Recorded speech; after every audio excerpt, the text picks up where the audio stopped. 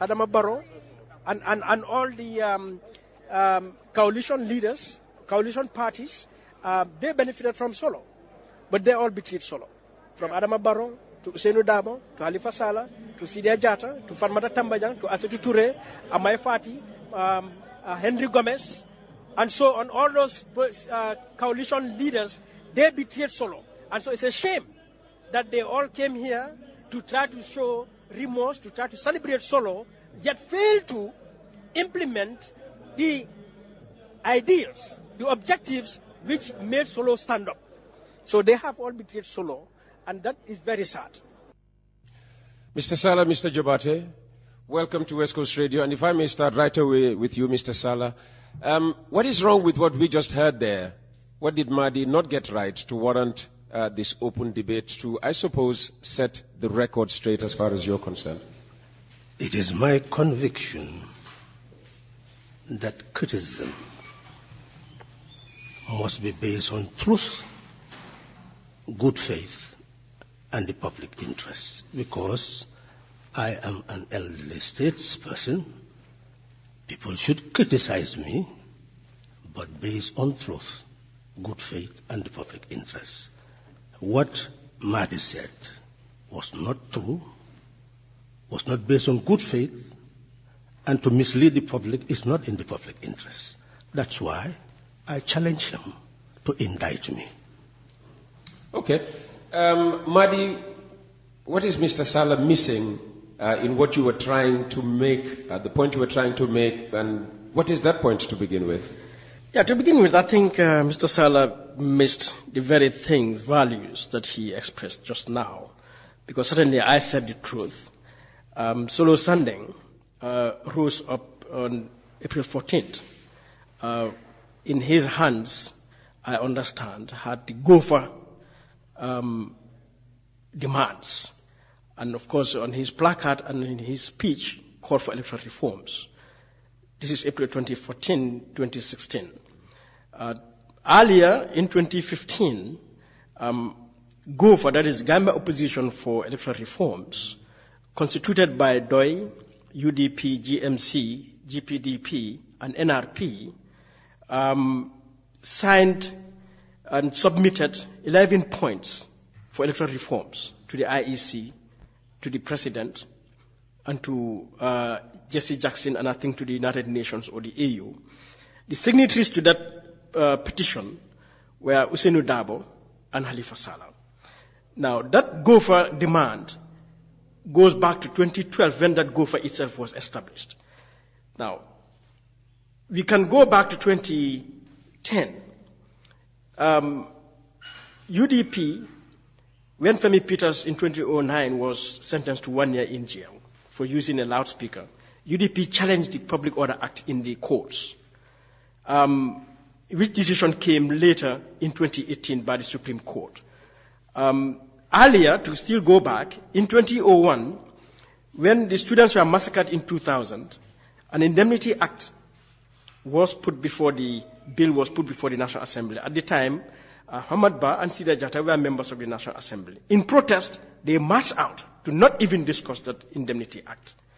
Now, these are laws on our elections, laws regarding our freedoms, our rights as sovereign citizens of this country, which have been well captured in the manifesto of Adama Barrow as the candidate of the coalition, and as well highlighted in the MOU of the coalition. So that when we get to 2017, therefore, Halifa Sallah needs to tell us whether himself as a National Assembly member, as a member of DOI, and all the political parties that constitute the coalition, whether the coalition exists or crumbled or not, regardless, they were the parties that came around the coalition and their president, whether they had effected that Gova demands for electoral reforms. Such that when we look at the manifesto of Barrow, we, on the chapter or section on democracy and rule of law, they highlighted 22 issues about reforms and other things. Out of that 22, they did only 4. That is, to remove Section 91(1)(d) to secure the tenure of they themselves, the National Assembly members, if they have to leave their seat. Number 2, to remove Section 62 about the age limit. Number 3, the Freedom of Information Act, which came into place eventually. And number 4 is to so actually they actually did only 3 out of the 22. Okay. And when you look at those 3, directly benefit them as National Assembly members, as politicians, as political parties. So what untruth, what falsehood have I said? Okay. And I want to challenge Mr. Okay. I'll throw the question to him. Thank you, Madi. Mr. Sallah, back to you. Madi has just established, according to him, the truthfulness of what he said on Tuesday. What do you find untrue about what he said on Tuesday and what he just said moments ago? What Madi has said right now proves that my contract with the Gambian people and the Gambian nation has been fulfilled to the letter. Everything he is reading, including that petition for Jammeh to facilitate electoral reform, my hand is there. What he said out of 22 I'm points. coming. No. I'm saying everything he's reading now. My hand is there in drafting it to the Barrow Manifesto. Everything. I fulfill my contract. He said I betrayed Sandeng. How? His proof, Sandeng had what was our petition and called for electoral reform. Young people of the different parties call each other to talk about demonstration. Did the Doi youth participate in demonstration? No. Why? Because Doi is enlightened and enlightens its people. Section 134 of the amended, as he said, we introduced the petition in 2015. July, what did Jammeh do? To come up with a blanket reform of the Elections Act, requiring 1 million to register a political party, 500,000 to be a presidential candidate, 50,000 to be a National Assembly member, 10,000 to be a councillor. If you are a resident outside, you cannot lead a political party. So essentially, he was making it impossible for political parties to function. Is that a positive response to our petition? No. So what was our option? 134 says that 6 months before elections, the Independent Electoral Commission must not engage in any significant change of the Elections Act. So if you go and petition, what he does not know, Peter, yes, on the 14th of April, yes, I was here with my colleague, Hussein Udabo. We were supposed to engage in a debate. We could not, because we were told that some people were arrested. And your radio station was not willing to take the risk, not knowing what we were going to say. It was then that I wanted to pin my colleague that it is good to tell all our people the truth, that he was above 65 and would not be able to stand in the 2016 presidential election. And that 134 has already indicated we cannot change Elections Act 6 months before. So it was a hopeless situation. Jammeh will not change, effect any reform. So the only route was to build a coalition. Unfortunately, we could not enter the debate. Sallah was arrested. So, where is our betrayal? If your leaders do not educate you to know what you're supposed to do, and we educate our people to know what to do, and what do? We proceeded with coalition building. And on the 2nd of December 2016, for the first time in Gambian history, we uprooted Jammeh. Our tactic and strategy were implemented to the letter. And it succeeded. That is the truth. If anybody betrayed Sandeng, let him look for somebody else, not us. Now, when we took over, we had the objective clearly spelled out of a 3-year term. But people must understand what an agreement is and what a constitution is. When we appointed or elected Barrow, we had the power to write all those things that we wrote. It's good faith. But when Barrow took over, he took over as the executive president of the Gambia under the constitution of the Gambia. Meaning what? He did not owe any allegiance to any coalition or anybody. He could have only done so in good faith. And we were trying to exploit good faith. But when he took over, all those who were around him encouraged him to build up the executive might of appointing and dismissing ministers at will. An elementary knowledge of our constitution knows that it is cabinet that formulates policy. I had no power to formulate policy. It is the National Assembly that consider bills. We had 4 members in the National Assembly. Under the Constitution, you have to have simple majority, 2/3 majority in some portion, or 3/4 majority, such as changing the Constitution, before you can have any effect in the National Assembly. And let me educate him again. You see, they talk and talk and talk, and they don't understand the Constitution, they don't understand the laws. You see, let me just give you an example quickly, because we don't have the time. Sure, go ahead. There is an election bill currently.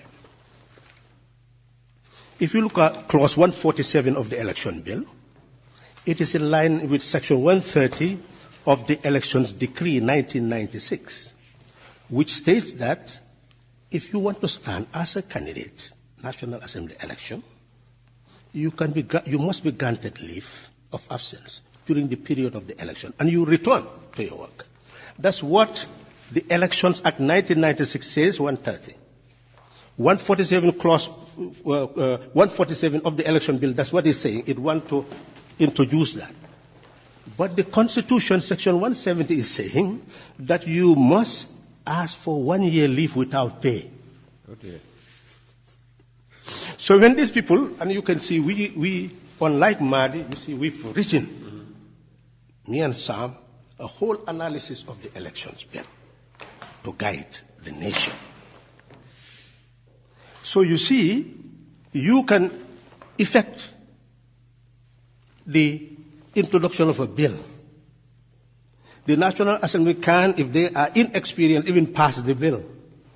And then somebody will go to the Supreme Court and throw it in the dustbin, because it is against the provision of the Constitution. Okay. All right. Madi, back No, let me conclude. Okay. Let me conclude, just to show that he has no basis of argument. You see, for us, there was no basis of any of this reform. The primary thing was the constitutional reform. It was introduced. You were there, everybody heard. I told them that what they were doing was a long journey. They were not sincere. That the constitution that we were considering was not like 1996, when these people had suspended the 1970 constitution, and they can go into a spree to amend anything they want. 1997 constitution states very clearly that if you want to change it under section 226, you can only take 2 routes. The ones that could be changed by the National Assembly without a referendum, and the others that must be changed with a referendum. I said, if we want the journey to be short, Let us blanket change those ones that we could change in the National Assembly, and then blanket take those ones to referendum. And this was a time when there was at least some understanding between the UDP. They were part of the government. It could have been easily done. They did not take that route. By the time they come again, their internal contradiction had built up. Some had been expunged from removed from the cabinet, and the National Assembly he's talking about was no longer a uniform body of a coalition. It was people elected on their party ticket, and they were operating on party lines. Thank you.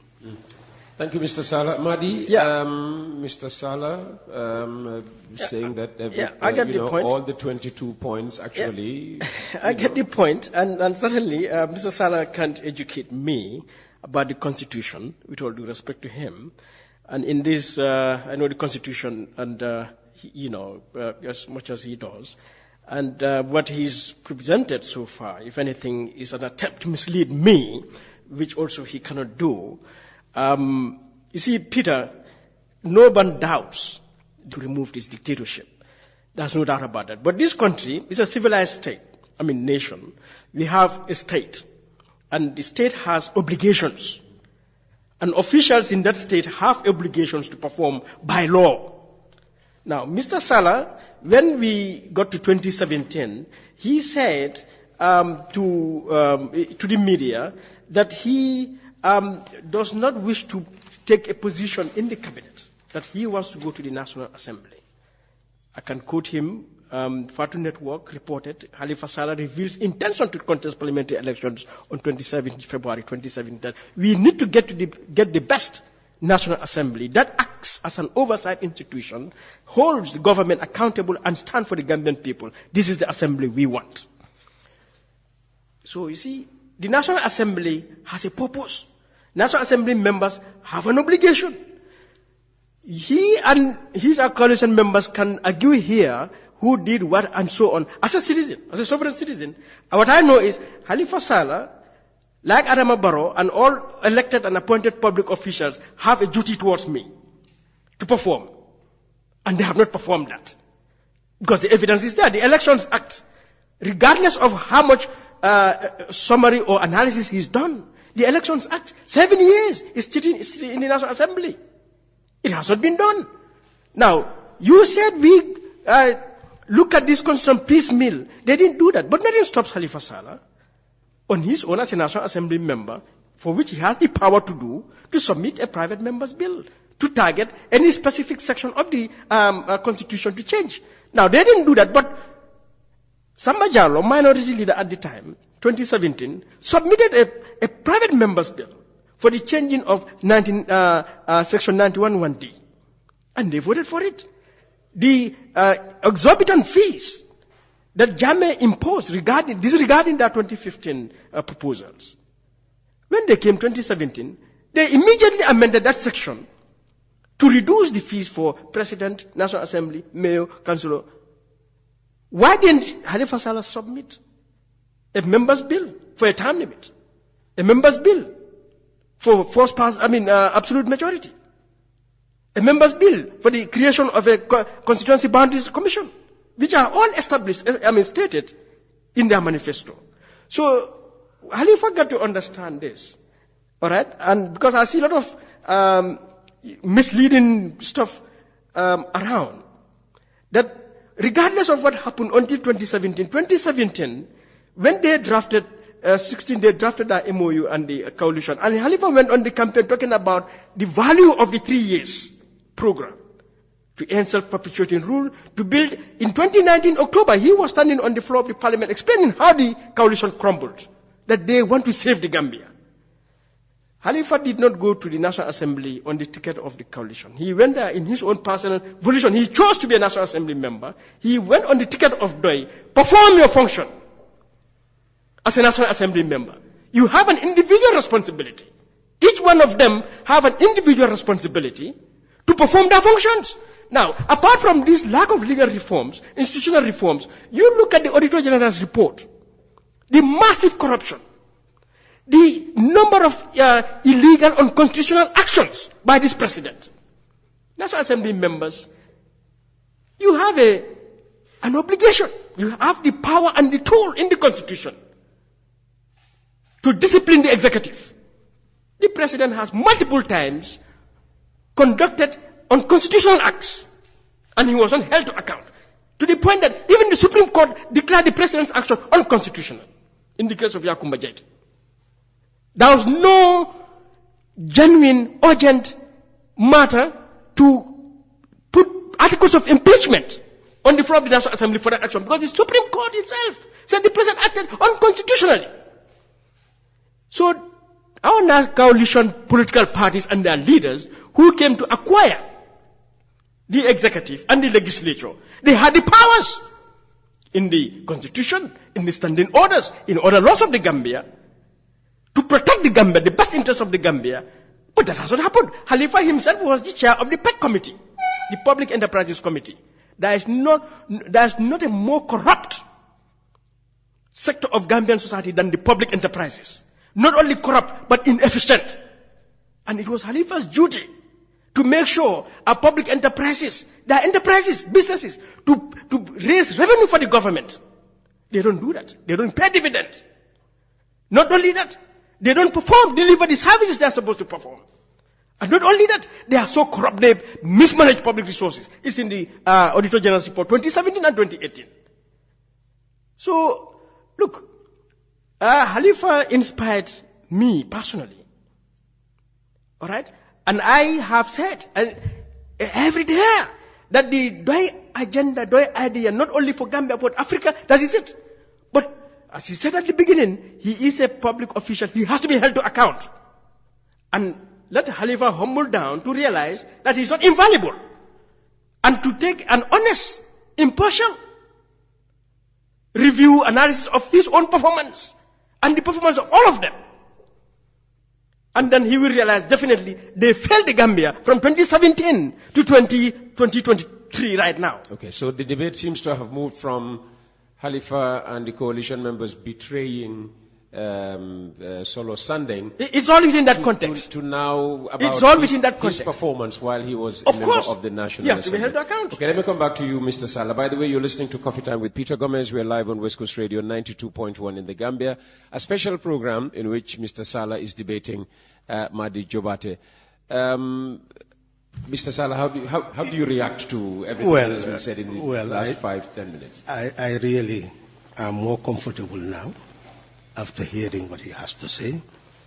If that is what he said, trying to indict me for my performance in the National Assembly, we would not have had this debate. I would have just considered what he said and determine whether it is relevant or not. I would not have wasted my time. Just allow me. Give him a break. But it is this element that I have betrayed Sandeng, which I wanted cleared, and I believe that is clear. Now my record. You see, this is the problem with people like Madi.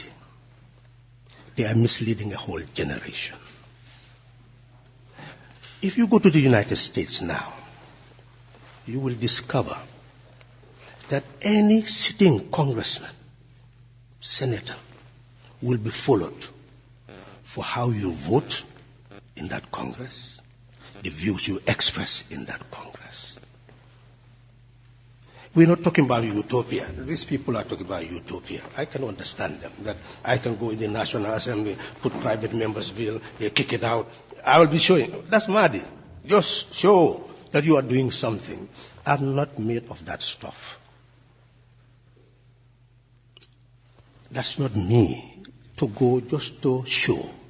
When I knew my constituency, we were only 4 in the National Assembly.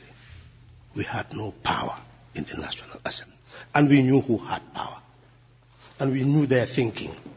We knew their orientation. Just look at the Local Government Act when they aim to change that provision so that when you dismiss a person from a party, automatically you will not lose your seat in government. Clearly, that idea was complete separation of power, of party and state, and that's what should happen. A party helps a person to get to office. But once you are in office, you are a state official. So how can a party be allowed to remove a state official from office? It doesn't make sense. It's not a separation of party and state. But you can see the struggle in the National Assembly to amend that particular provision. That's the National Assembly we had. And he keep on repeating coalition. This was not a coalition National Assembly. He knows. The voting pattern in the National Assembly, he knows. There was nothing about coalition in that National Assembly. Everybody knows that. True, yeah. So it is Madi who is trying to throw dust in people's eyes. And he's the one who has been misleading himself and a whole generation. We didn't have a coalition. So essentially, and at the same time, you had an executive president who could even dismiss his vice president without giving any reasons and constitute his cabinet as he wished. My God. That is the executive. This was not coalition executive. So forget about the coalition. After Barrow assumed office, it was no longer in existence. He can judge me by my own performance. But I can tell him, if he goes to the record and examine what I said and what I did in every stage of deliberation in the National Assembly, my colleagues will know that I was an asset to the National Assembly and that I had contributed my quota to the best of my ability and, in fact, in the national interest. So, to me, I believe... But he says you didn't hold the SOEs, state-owned enterprises, to account as you should, again, as chair of that particular... What the reality is that this was being broadcast. Our proceedings were being broadcast. As chair of the Public Enterprise Committee, he was hearing the broadcast. Who on earth will say that we did not hold them into account? The problem of those SOEs, you can see the backlog.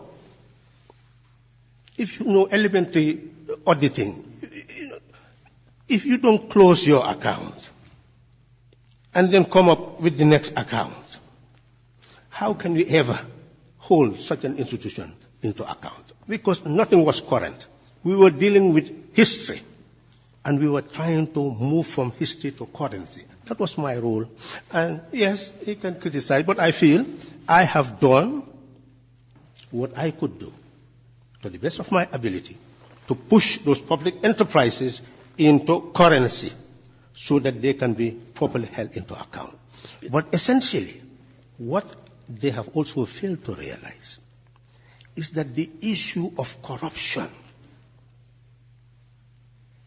is fully under the control of the audit. What they don't know is that the Auditor General, even though you have external auditors, all of them were under the control of the Auditor General. And the Auditor General, under the Constitution, has full powers that wherever corruption emerges, to ensure that the police are involved in investigation and that action is taken. It is not the National Assembly that takes people to court. The National Assembly can make recommendations. And obviously, what I can say with Madi, as he has drifted into other issues, is that, well, it is legitimate to look at my record and feel that I have not done what he said you are not infallible. Did you ever claim infallibility? Well, I think what I said at the beginning makes it clear that if he was just criticizing, I will look at it. Whatever is of substance, I may consider. What is not of substance, we put it in the dustbin. Yeah, so Peter, we have no qualms. Definitely.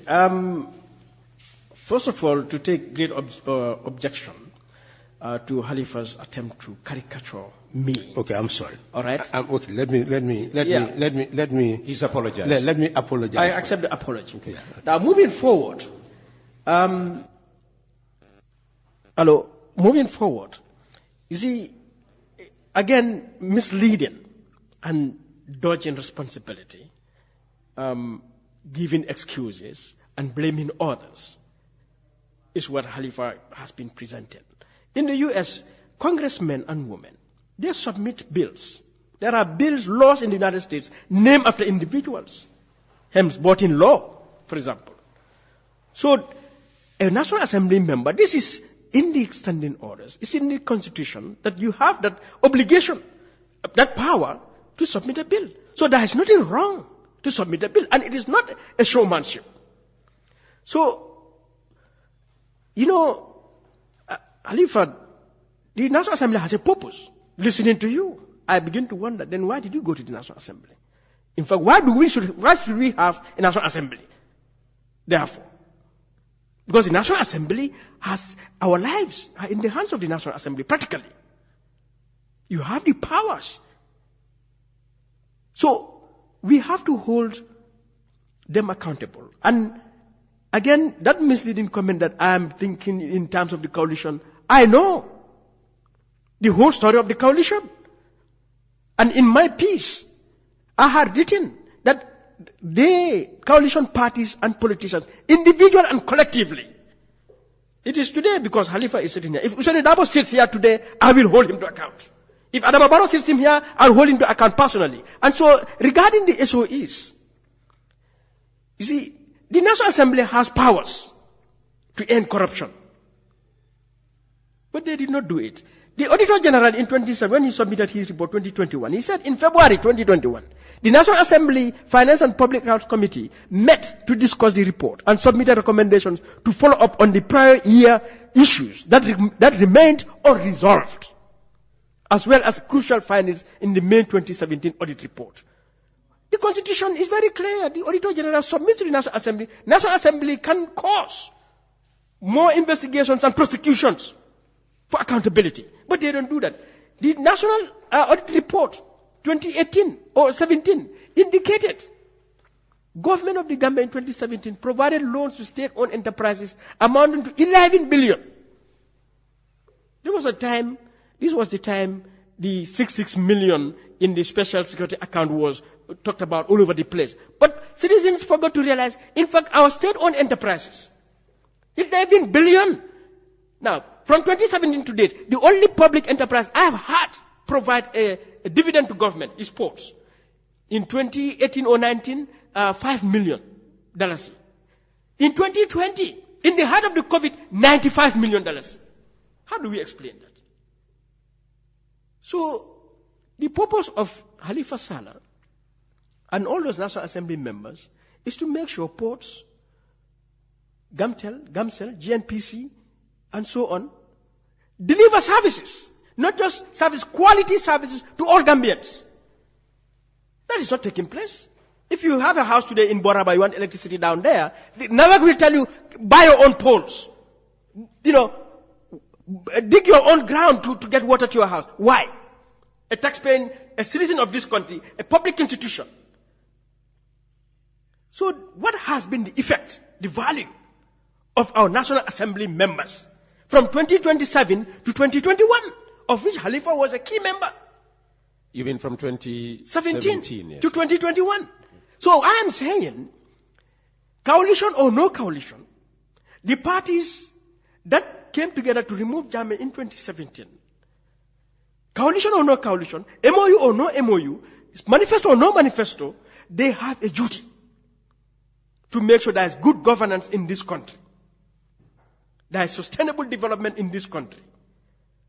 But that full tenure, 2017 to 2021, was an abysmal failure and a betrayal of somebody like Solo, who rose up, got himself killed because he was fighting for electoral reforms. Why on the first day, those electoral reforms, the government demands, 11 of them, were not put on the floor of the parliament by Halifa Sallah, or, KK Barrow, or, Alaji S. Dabo, or, Samba Jallo, or Tuman Jai, or Yakumba Jete, and so on. Why did they put it on the floor of the parliament?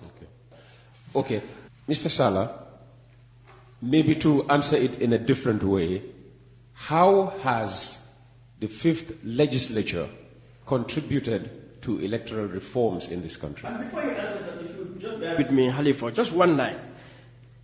On July 6, 2021, Halifa Sallah spoke on the floor of the parliament about his committee. He said, before 31st December 2021, our committee is well positioned to put an end to the historic backlog in the submission of the activity report and financial statement stretching from the year end 2015, reported in the Foraya. National Assembly Public Enterprise Committee Chair explains. But today, you go to National Assembly, you will not see a report of the PEC committee for that period. And Halifa is not in the parliament anymore. That is gross failure. Every committee of the National Assembly should submit a report, annual report of the performance of your functions. Particularly the two, for me, most critical committees, the FPAC and the PEC. Okay. They are at the heart of our accountability, our governance, and our development. Okay. Let's start with that criticism of PEC, because that's nearer home, if you like, before we go on now to talk about the achievement of the fifth legislature. So two things, then we go to PEC. Section 160, subsection 5 of the Constitution says, where discrepancies of a criminal or fraudulent nature are discovered during the audit accounts by the Auditor General, he or she shall immediately cause a report of his or her finding to be submitted to the Inspector General of Police. I am saying, as far as corruption is concerned, the Auditor General has full powers to address it from any public institution. That is the issue. Number two, PEC. I have said, and it is clear, that we met a PEC with backlog up to 2014. My own responsibility, I was convinced that unless we put an end to that backlog, we will not be able to be current in our criticism of those institutions. Because the institution is not only to expose, but to put them on a very sound footing. And before we left, up to 2019, we had put everything in place. And what we have done in our handing over notes, I will go back and talk to my colleagues to see how far they have gone. But as he rightly said, by the time we finish our report, and it's a 5-year report, and it had to be a 5-year report. 1-year report is history. It's talking about 2014, 2015, 2016, when we were not National Assembly members. What is the use? So we were building up a stock to be able to provide a 5-year report. By the time we finished 2015 to 2019, we had come to the end of our term. And I had promised those who are now responsible for PEC that any time they want to meet me, I can meet them, and we can find a way of submitting the report in another way, because reports of the National Assembly are not the property of chairpersons of the National Assembly. They are properties of the National Assembly, and they have to be approved by a committee.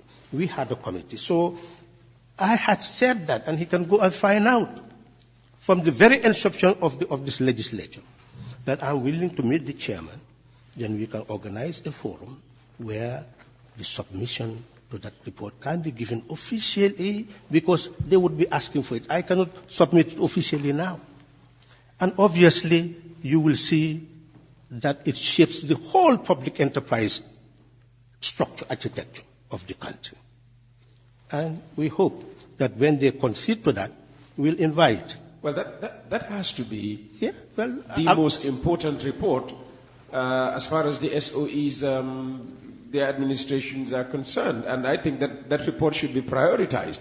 So what will it take? What will it take for you and the sixth legislature to work together to get this report done? Well, he can go back and talk to the chairman and see whether I had not approached them so that they should invite me for a discussion. Oh, you've approached them already? Okay, let's not put them in the picture. Let's deal this thing with me. I don't want him to divert me. Yeah. Let me say that I have no qualm in being taken to task on that matter. Okay. And the National Assembly is listening to me. The chairman is listening to me. They are people of good faith, and I am ready to cooperate with them so that we can at least carry out our national function. But what I'm emphasizing is how Madi continues to accuse me of betraying my function because I've not taken a bill in the National Assembly. I have said that I went to the National Assembly not to be an ordinary National Assembly member. I went there for a transformative agenda. That's what I campaigned. I went there thinking that the coalition will function and that I will help in the constitutional reform process, transitional justice process, and the process of ensuring that the Human Rights Commission would be so empowered that human rights violations will come to an end. I went there to work as part of a team. And no one doubts that when it came to the discussion of the Constitution, I played my major role. What do you think of the Human Rights Commission? Do you think it has been empowered in such a manner that human rights abuses, gross human rights abuses could be stopped in this country? You see, what is important is to realize that it's just an act of the National Assembly. This should have been fused into the Constitution as a structure of the Constitution. A Peace Council, Human Rights Council, all should be part of, just like the Independent Electoral Commission, and given all the powers needed. Okay. That is not there. Yeah. And you look at for example, what he's saying, there are certain things that no one could have done more without the constitutional reform process. Certain things like? Look at the NIA. They tried to change their name to SIS. But in the Constitution, it continues. Section 191 is national. So you must amend the Constitution before you talk about it. So, and they did not want to have arresting powers and all this. Mm-hmm. So essentially what I'm saying, the principal document was the Constitution. And I went to the National Assembly for one term, is what I promised, so that we can carry out that process of constitutional reform, institutional reform. I was marooned in the National Assembly, and I did my best. Let him tell the truth. If you look at bills, how many bills came to the National Assembly? How many bills were referred to PEC? What we did as PEC. His argument is you should have sponsored a private member bill. Well, I'm saying, and I'll repeat that, I did not go to the National Assembly to make a show. I went to be a substantive National Assembly member. When I finished what I could do under those circumstances, that's why I departed. Peter, Peter, again, a bunch of misleading statements from Halifa. And I don't need to remind Halifa that the National Assembly has 4 functions. They have a lawmaking function, they have an oversight function, they have a representation function, and they have a resource distribution function. So to equate presenting a bill as showmanship is a misleading comment, because that is a function of the National Assembly. So any function you perform of the National Assembly, you are not doing showmanship. No, Halifa. Could I clarify? No. I am not saying taking a private member's bill is showmanship. I am saying Halifa Sallah, who went to the National Assembly for substantive transformation of the nation, constitutional reform, would have been engaged in showmanship by taking a bill and saying, we want to term limit. Taking another bill, they say, I am saying Halifa Sallah, I'm not saying National Assembly members. I hope that was clear. I did not say that. I did not also say that. You said to put a bill before it's a showmanship for you, not for everyone, for you. Yes. So that's what I mean. So I'm not misleading anyone. And I don't misquote me too. I did not say that is your only purpose there, or you fail simply because you did not present a bill. That is one of your functions I said you failed to do, like many others also failed to do.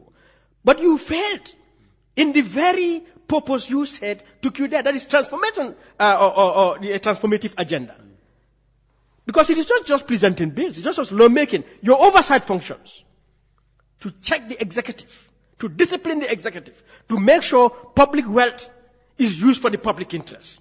That no one plunders public wealth. You failed in that responsibility. So you should have resigned, probably, before. So what could he have done that he hasn't done? He has failed to do the oversight. One, as chair of the PEC, Halifa should have received Auditor General's reports. He has received reports from public enterprises. He has seen lapses. He should have taken up those lapses, recommend either to the police or to some other authority for investigation. But he says that's the Auditor General's No. responsibility. No, the Auditor General submits to the National Assembly. The National Assembly, they review, and National Assembly is the supreme decision-making body in this country, Peter. So the National Assembly has, and they have done that in some instances, to refer matters to the police. National Assembly can do that. National Assembly, Halifa should have done that. That wasn't done. So he has allowed, therefore, SOEs to continue to plunder our wealth. Not to mention many other unconstitutional illegal acts of the executive, such as the supplementary appropriation bills, which are all unconstitutional, the declaration of state of emergency during the COVID, which were unconstitutional, the violation of those declarations by President Barrow at that time are not held to account. We saw in UK how the UK Parliament held to account their Prime Minister for violating a COVID restriction. So Halifa could have done a lot more. So that transformation he's talked about, he did not do that. The legal reforms, why? The government, they call it SIS. But this entire security sector reform, as a National Assembly member, he could put a motion on the floor of the Parliament to tell the Minister of Interior, Minister of Justice, bring this act for review. The Police Act, the NIA Act, the Government Armed Forces Act, the Prisons Act, and so on. He just told you that doing that for him... No, he is misleading that part because Halifa knows... Let me put it that he does not understand National Assembly procedures. Halifa, I understand National... Nobody understands the National Assembly in this country more than me. Let me explain why. Let him explain. He says the National Assembly has powers to send somebody to this police station for corruption. Mm-hmm. I would want him to show me which section of the Constitution gives the National Assembly that power. Madi, can you? He will not be able to produce it. That's why he's just talking. Number two, National Assembly has committees. And it is the committees that are responsible for engaging the ministries and reviewing everything they are doing. Again, he's not informed. I'm part of the Defense and Security Committee. And all these institutions have already drafted their bills, draft bills on reforms of their legislative dimensions. So the security sector reform process has been monitored by that committee, and they engage the security forces on a continuous basis. One time they were all asked to come and submit all their strategic plans, all their laws for review. So for me, I feel that if you ask my colleagues in the committees whether I had performed my function, I believe they will say, yes, I have performed my functions. Thank you, Mr. Sallah. Madi, I see you have the Constitution in your hand. Can you quote a section where it says the National Assembly or its committees have the right to, take SOEs?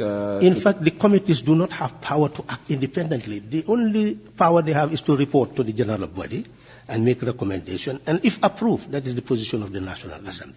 In fact, the committees are not even supposed to discuss their reports until it is submitted to the National Assembly.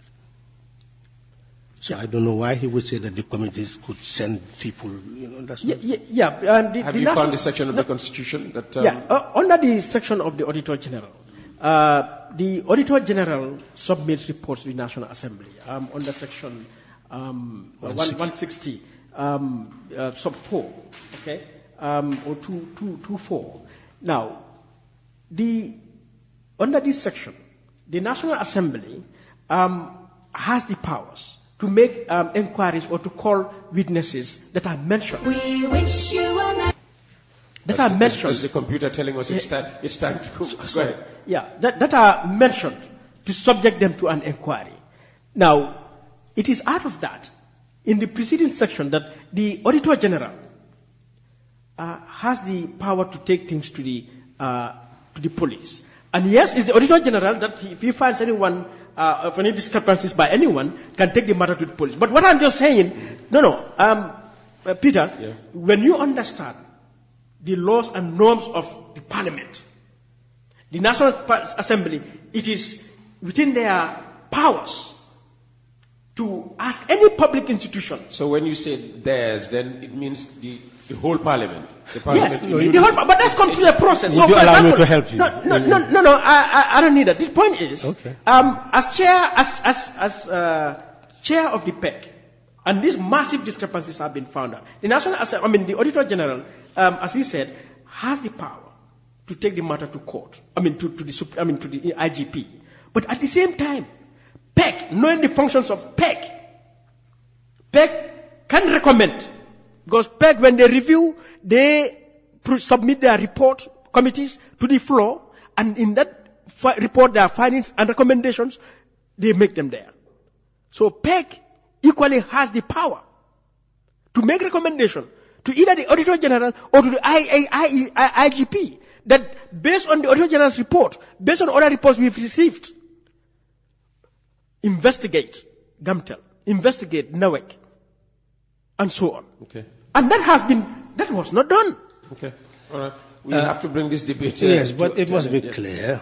I think it must be clear that there is no provision in the law that empowers Parliament to send somebody to the police station. This is separation of powers.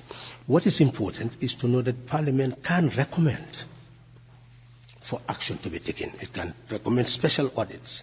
It can recommend the Auditor General to take the actions that the Auditor General had proposed in a document. Yes, it can make recommendations.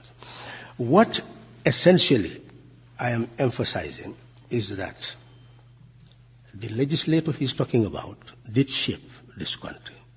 It is the legislator that could call ministers who must come to appear before committees. He talked about the state of emergency. In fact, I put up a motion at that time because the law is very clear. It says that, yes, declare a state of emergency, but within 7 days.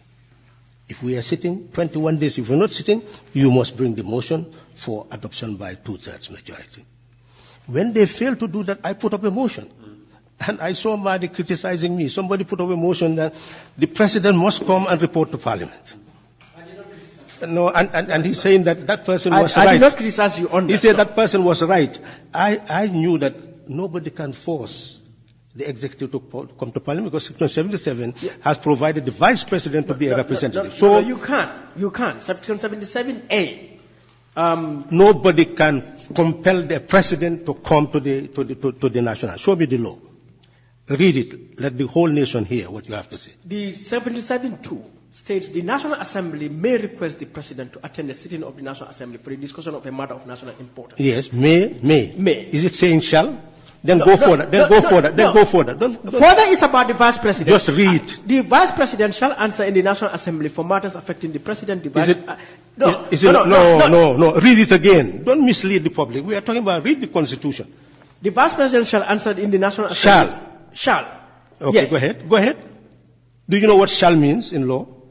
It's mandatory. Mandatory. But may is not mandatory. No. Let me clarify this may issue. This man has been mislead. No, I should not use misleading because he does not want that. No, you can say that. Madi, no, it's not fair.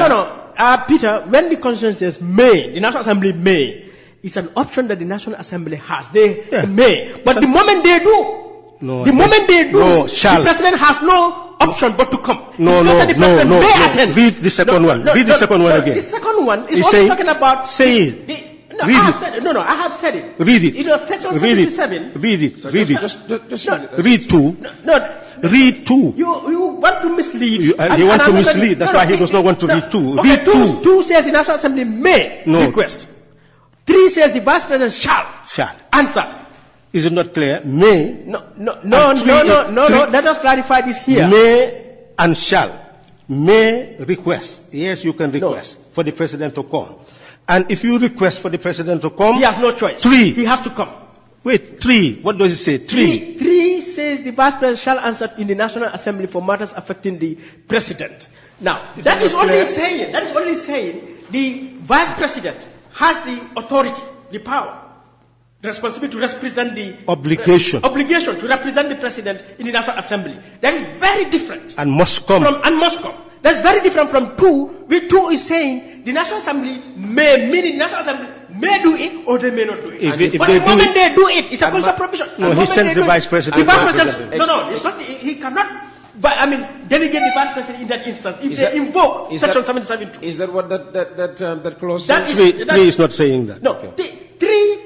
If you go to even 4, it will send the vice president or a minister shall, when requested by the National Assembly. So Shall is the mandatory. president He has must. 2 options. The That's president why has we 2 must options. force ministers the to come. president can either come himself or the president can send the vice president based on 3. But based on 2, when the National Assembly makes the call that Mr. President come, the president cannot say no, I won't come and send the It vice doesn't say president. that, Madi. It doesn't say that. It gives the House the option to ask the President Yes, to to come. come. And even after asking the President to come, it does not say because they have asked the President to come, He must come. No. The Assembly can insist that the president In fact, it comes. says it's the vice president who should It doesn't represent. say The that. president is not a king, and Halifa knows democratic norms So, and values. utopia again. All right, This the is president. madness. No, this is a republic. Utopia. No. I Utopia. think this is a republic. You're not speaking the language of the law. It's good that okay. Let's not criticize Madi No, criticize me for being But don't- enthusiastic and so vigorous in pursuing what is his principles. I respect him for that. I told him that several times. But essentially, I'm an elderly person with a gray hair. I cannot go back to that type of orientation where I can speak outside of laws, do things outside of what is reasonable and justifiable in a democratic society. Essentially, I think this convergence should continue on a new plane. We should not continue to attack each other or betraying anybody. Betrayal is a very serious word, especially a solemn occasion like an official burial ceremony for Sunday. He's attacking us that we went there and we were hypocrites, sort of. But essentially, people went there because they felt what happened. Sandeng did not want to be a hero of anybody. Sandeng should not have died the way he did. The country is a republic. The duty of a republic is to protect the citizens. And the instrument of the state should be an instrument of protection, not instrument of coercion and oppression. Both of us will agree with that. So each of us should have indicted the state that existed and work to ensure that such a state is eradicated, that we put in its place a state that protects its citizens. I would tell him that I am not infallible. That's why I left the National Assembly, because I look at my constituency and see how it is rotting.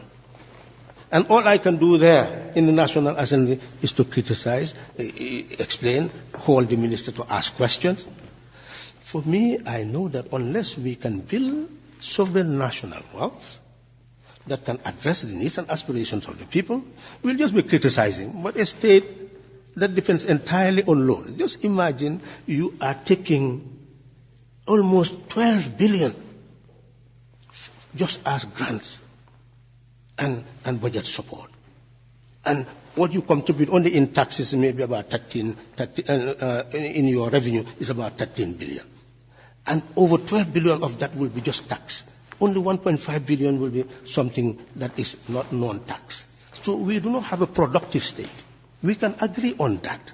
We can do all the criticism we can, but that state can never deliver. That is why I stand for system change. In that National Assembly, I could not continue to repeat that over and over again, so I had to do productive things that serve the interests of the National Assembly, and I think they appreciated it. Thank you, Mr. Sallah. Very nice words to end with. Madi? Yeah, it's sad, Peter. This country is 50-something years old. The conditions in which our people live 58 this year is utterly unacceptable and inexcusable, and it is squarely because elected and appointed public officials have failed this country. Every day, especially on Tuesday, you bring public officials here, and they give narrative upon narrative, only to give us explanations and excuses, as we've just heard from Halifa.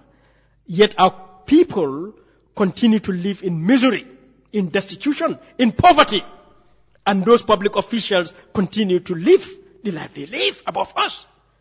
And look, yeah, no, I mean, this is the reality. This because man, he confirmed himself that his if I wanted to indict him, whilst I was doing all the things to change 2016, this man was in Europe. Doing what I could do. What were you doing there? What were you doing there? No. That is a very unfair. That's a very unfair and a very dishonest criticism. I was facing. You were doing what you were doing. I could have died. And everyone was doing what they could do. For him, he was out there. Yes. It is this man now who is criticizing us for being disloyal. I'm not saying you are disloyal. I'm saying you have failed. Failing? What is failure? The country from 2017 to 2021 Madi, has elected and appointed you have not even served the country, not to talk about failing a country. Fine. I am serving the country. I don't have to be elected to serve the country. I am serving the country. With words? Yes. Armchair? Yes. Well, words are powerful. Words change. That's okay. Words bring change. And you know that, Halifa. That is armchair activism. Well, I did not see you pick up arms. We went concretely to organize structures and change this country in 2016. I have built structures all my adult life. In schools, in communities, enlightening people, in public institutions. You are so I have done my part in this country. You are now proving and I'm so proud that you are an armchair activist because you are indicting people who concretely had proven that if I am an armchair activist, to you are serve no this more, country. You are equally an armchair politician. Because I have done the political education you have done. I have built structures in this country. I have gone on my own resources and an official capacity. Okay. So, good luck. You are elected. I am holding you to account for your position in public service. All and you have to hold each and every. The young people of this country should tell Madi to give account where he was in 2016. I am ready for that debate by any young person on any platform, anytime. Where he was in 2015. Start asking him to give you account. You want to tell me every Gambian who was out of this country in 2016 therefore did not contribute anything? No, I have not said anything. I'm saying, why should let the young people hold you into account when Jammeh was here. When Jammeh was here, what you Peter were Gomez doing is my witness. And how you were engaging Jammeh. I have confronted until Jammeh. The change occurred. I have confronted Jammeh. Peter Gomez is my witness. We were together at Radio Gambia. They sacked him 2 weeks. I resigned. Not to mention the many, protestations I did at Radio Gambia. Gentlemen, thank you very much for coming. I'm sure this debate will continue elsewhere. You've been listening to a special edition of Coffee Time with Peter Gomez featuring Mr. Halifa Sallah. Thank you very much for coming. And Mr. Madi Jobarteh, thank you very much for coming. And on that animated note, Coffee Time with Peter Gomez now takes a weekend break. The program will be back on Monday. Have a very nice week.